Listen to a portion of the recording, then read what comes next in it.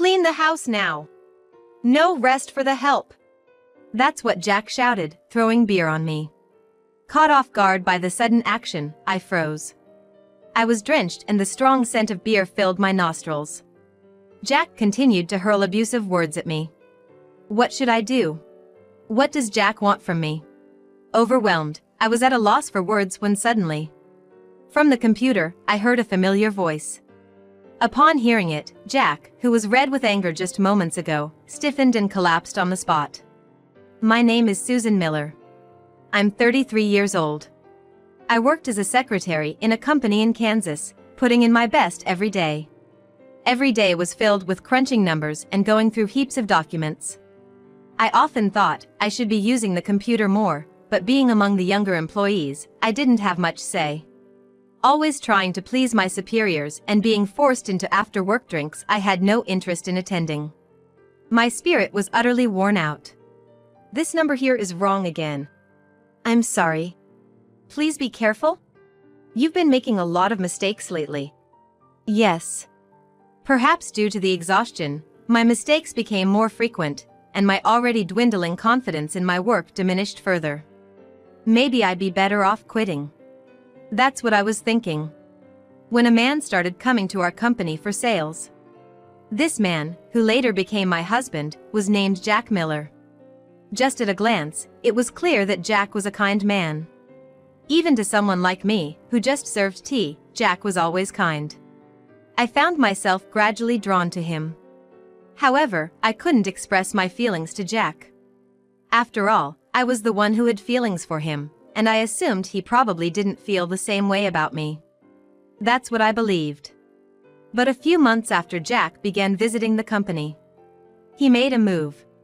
We started going out for drinks after work, and our relationship blossomed from there. After dating for 2 years, we tied the knot. I quit my job upon getting married, and Jack and I began our new life in a home we both loved. We had visited several real estate agents to find a home we both agreed upon. Having left my job, I thought I'd lead a happy life with Jack from now on. The mere thought of it filled my heart with joy. However, the life I imagined was not to be. About a month after our wedding, I noticed a change in Jack. Welcome home, Jack. You're home early today. Yeah, kinda. He didn't even look at me, and there was no usual greeting. Seeing Jack act so differently, I couldn't help but feel concerned. Jack continued to seem downcast. Are you okay? You seem tired. Huh? Oh, yeah. He seemed not just tired, but perhaps irritated. Something was definitely off about him. Maybe he's just had a long day, I thought, and tried not to dwell on it too much. However, the next day, and the day after that, Jack's demeanor remained unchanged. Gradually, it wasn't just his attitude or greetings. He stopped taking the lunch I prepared for him, and he stopped informing me when he would be coming home late. I could tell he was starting to treat me with indifference. Did I do something to upset Jack? Time flew by as these thoughts occupied my mind. I was consumed with insecurity about my actions and concern for Jack. The situation took a turn a few months after Jack's change in behavior began. Suddenly, he started lashing out at me with harsh words. One evening at dinner, Jack spoke up without touching his food.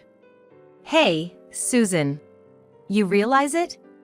Realize what? How could I know what he meant when he didn't specify? I urged Jack to explain further. Nonchalantly, he said, that your cooking sucks. What? It's bad? Yeah. You didn't even realize? Think about how I feel, having to eat this terrible food every day. I've cooked for him many times since we were dating, and he never once complained. He always ate with enthusiasm and often told me how delicious it was. Seeing him enjoy my cooking so much, it never crossed my mind that he would find it distasteful. But you always said it was good. Did I? Don't remember that. Seeing my worried expression, Jack burst out laughing. After a hearty laugh, he set down his utensils and retired to the bedroom. Looking at the untouched food, I felt indescribable emotions. I too put down my utensils, replaying Jack's words in my mind. Had he been pretending to like my cooking all along? Or had my cooking skills deteriorated? No matter how much I pondered, I couldn't find a satisfying answer. But one thing became clear to me. Considering his recent behavior and the words he just said, it seemed Jack had grown to dislike me. Initially, I thought he might just be tired, but his recent behavior was way over the top. The old Jack would have told me if he was feeling worn out. It must be true. But then, that would mean I did something to make Jack despise me. Yet, I couldn't think of anything. My doubts about Jack kept mounting. 2 more months passed. Jack's behavior deteriorated day by day, and the kind-hearted man I fell in love with was nowhere to be found. He hurled insults at me almost daily and made it very clear through his actions and noises that he was irritated. You know. Can't you even clean properly? What? Clean? Yeah. The bathroom, the toilet, none of them are clean. The living room is a mess too. I always want to keep the house clean, so I clean the bathroom and toilet almost every day. I even vacuum daily. What more does Jack want? I don't understand. Even as I was downtrodden, Jack continued to berate me. Of all the things he said, the one that hurt the most was, "Why did I even marry a woman like you?" Were all his previous expressions of love just lies? The moment that thought crossed my mind, I felt tears streaming down my cheeks. Ugh, why are you crying? Cut the fake tears. In the past, he would have comforted me, but now all he does is hurl insults. Laughing at me, Jack returned to our bedroom. Initially, we shared the bedroom. Now, I've been relegated to the couch. I had gotten used to sleeping in the living room. I was aware that Jack was taking me for granted and not valuing me. But I couldn't bring myself to consider divorce. I still believed in Jack. However, Jack's treatment of me continued to worsen daily. "Hey! Food!" he'd demand, only to complain. "I can't eat this crap." I'd suggested dining out occasionally, but for some reason, Jack vehemently opposed it. And he wouldn't tell me why. He'd return from work, complain about the house, and then demand dinner. Ever since his attitude started to change, I'd often found myself pondering what I did wrong. Observing Jack's recent behavior, I concluded he was simply venting his stress on me. The contradictions between his words and actions, and his consistent tendency to lash out and complain, made it all too clear. I get that Jack might be worn out from work. But hey, I'm human too. Endlessly being on the receiving end of criticism, I too am accumulating stress. I had once wished he'd switch places with me to understand, but I was already at my breaking point. "Hey, Jack. Can you stop already?" I mustered up the courage to talk to him. "I don't know if it's because you're tired from work, but can you stop taking it out on me? I mean, I deal with your complaints every day and it's stressing me out too." Jack looked at me, aghast. "What are you talking about?" "That's exactly what I mean. Right when you come home, you just start with the complaints. I'm trying my best, you know?" Jack half laughed at my words. But as soon as I finished talking, his face turned beet red with anger. "You know, listening to you, who do you think you are?" "What?" "Just a housewife, and you can't even clean properly or cook decent meals. Why shouldn't I complain? You live so carefreely. That's what ticks me off." "Well, why don't you tell me what's wrong? If you do, I'll try to fix it." "No, I won't. I can see that even if I tell you, you won't change. You figure out what's wrong." Even when I asked what I could improve on, Jack just avoided the question. From this conversation alone, it was evident that Jack viewed me as nothing more than a stress relief outlet. Expressing my feelings to Jack only made our relationship deteriorate further. His verbal abuses became more severe, and his attitude even colder. Remembering our happier days, I'd often sigh. In the midst of this life, one day, I received an unexpected call. It was from my mother-in-law. We had a good relationship, but rarely spoke on the phone, so I quickly picked up. "Hello? Oh, Susan. How have you been? Her voice was cheerful over the phone. After some small talk, she got to the main point. Oh, handcrafting? Yes. I was thinking of picking up a new hobby and remembered you're into handcrafting. I was hoping you could teach me a few things. Actually, handcrafting was a hobby of mine. I'd buy materials and tools and spend my free time, especially when Jack wasn't around, crafting. I once mentioned it to my mother-in-law, but never thought she'd remember. Oh, of course. I'd be happy to help. From that call, I began to talk with her frequently. Not just regular calls, but video calls. Initially, we only had voice calls, but as we wanted to show each other our work and explain materials in detail, we switched to video. Her house wasn't too far, but constantly visiting would be a hassle. So, when it was our designated crafting time, I'd go into my crafting room and we'd craft together while on call. My heart, which had been tormented by Jack's actions, felt somewhat purified during these chats with her. By the way, how have things been with Jack recently? Everything okay? Yes. That's good to hear. I never spoke to her about the issues with Jack. I didn't want to worry her, and more than anything, I wanted to forget about him during our time together. Even after I began video calling with my mother-in-law, Jack's attitude remained as terrible as ever. I was desperately trying to keep my mother-in-law from realizing just how awful Jack was being. But then, one day, something happened. It was a Saturday, a few weeks after I'd started the video calls with my mother-in-law. I was in the middle of a call with her, having finished my housework as usual, when suddenly the door swung open. Jack. Turning around, there he stood near the door, holding something, seemingly oblivious to the ongoing video call. He sneered, approaching me. What are you doing, sneaking around in here? Where's the cleaning? The laundry? Why haven't you done them? I've already done them. You saw me, didn't you? What? I wasn't watching. Well, he had been glued to the TV in the living room, so that response was expected. You're always watching TV, that's why. What? Shut up! Growing even angrier at my words, Jack shouted. Clean the house now! You're basically my maid! No rest for you! And splashed the liquid he was holding onto me. I instantly recognized the smell. Beer. My clothes clung to me, sticky and smelling of alcohol. And there was Jack, laughing at me. The shock left me speechless. Get to work now! With that, he kicked over a stack of books nearby. His mocking laughter echoing throughout the room. I was paralyzed, watching the beer-soaked pages of the books. Then, from the computer came a familiar male voice. Is that all you have to say? Dad? Yes. It was Jack's father. My father-in-law. Jack. What on earth are you doing? I saw everything. How could you verbally abuse Susan and then drench her in beer? When did you become this monster? No, Dad, it's not what you think. Jack, who had been so aggressive moments before, was now clearly terrified. Despite his son's pleas, my father-in-law's fury didn't wane. What do you mean, it's not what I think? It's obvious this wasn't the first time, right? Well. When did you start acting like this, Jack?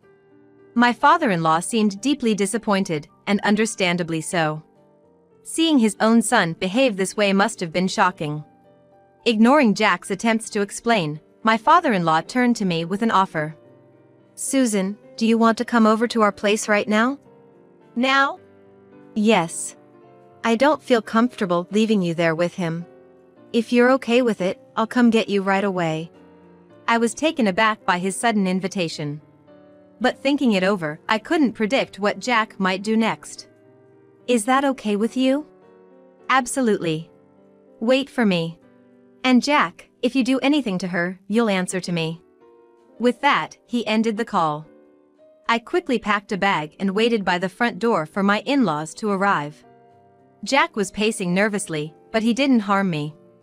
A few minutes later, my in-laws showed up, and I headed to their home. The moment my father-in-law opened the door, I could see the fear in Jack's eyes. He was truly terrified of his own father. Jack, reflect on your actions tonight, alone. Understand? Dad, I'm sorry, What are you babbling about?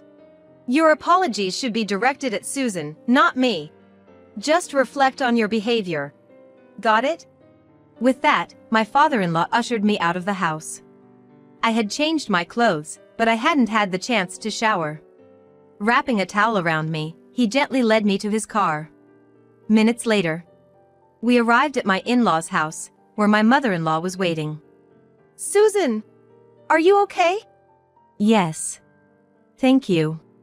She hugged me gently and guided me to the bathroom. Take your time. Fresh clothes and towels are here for you. Thank you. Everything had happened so quickly, my mind was still reeling. After the shower, I changed into the clothes they'd provided and headed to the living room. Thank you for the shower. No worries.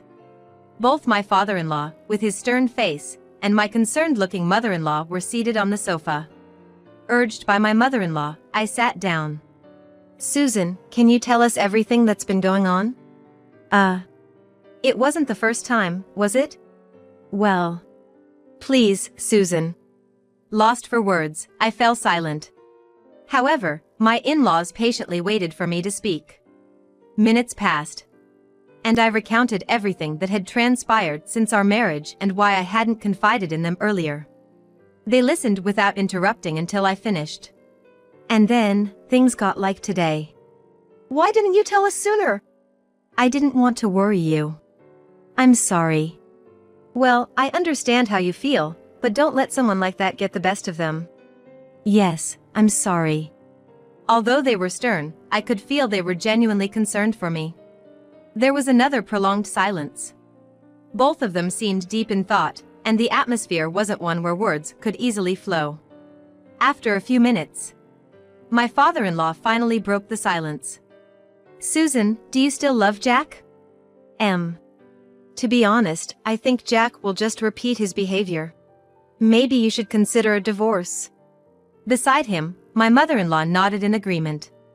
Divorcing Jack. I never imagined his parents would suggest it. True, it might be easier to divorce. But wouldn't he change after all this? My emotions were tangled because I had fallen for him, and even in this situation, I felt conflicted. However, they waited patiently for me to decide. After pondering for a few minutes, I reached my conclusion. I'll divorce him. That was my decision. Even though a small part of me still wanted to believe in Jack, when I really thought about it, he never listened to anything I said. If I went back without divorcing him, he'd probably continue treating me horribly.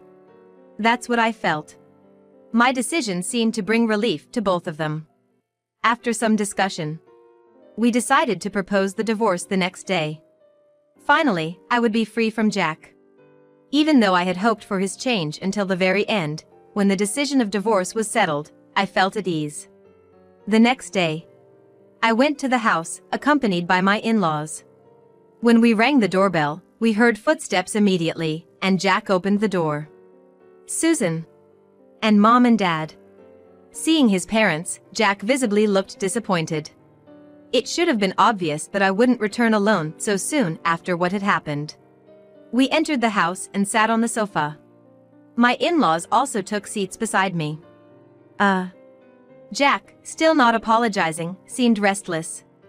Watching him, I spoke up. Jack, I want a divorce. What? Divorce? I've thought it over. I don't have the confidence to continue with you. Over time, you'll forget what happened and repeat the same mistakes, won't you? That's not. You sure about that? You haven't even properly apologized. That itself shows you haven't truly reflected. I'm sorry. Jack, startled by my words, quickly apologized, but it was too late. I was no longer willing to forgive him. It's too late now. For everything. Here's the business card of a divorce attorney. From now on, let's discuss the divorce proceedings through this lawyer. With my in-laws on my side, I was able to speak my mind confidently to Jack. Too late. Jack, what were you thinking last night? You didn't even apologize to Susan, and you're surprised when she brings up divorce?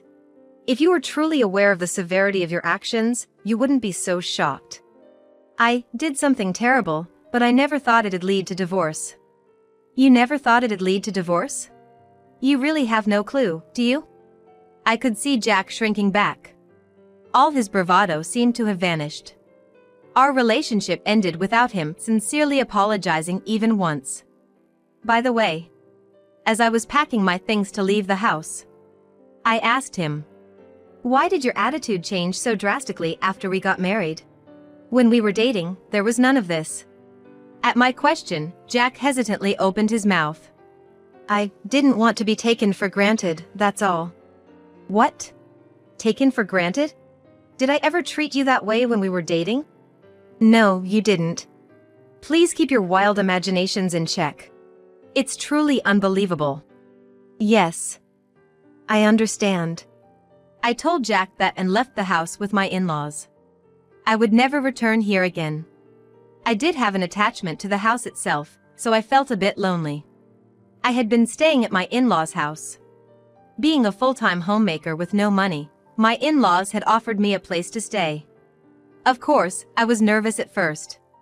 However, over time, I became accustomed to the atmosphere of the in-laws' house, and even found leisure to enjoy handcrafting with my mother-in-law.